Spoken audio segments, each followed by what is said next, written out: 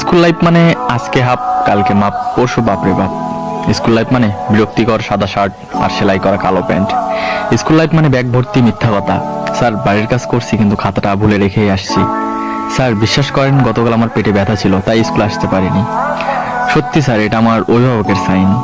School life মানে একদল হারামি বন্ধু, তখন প্রেম মানে বুঝতাম A+S।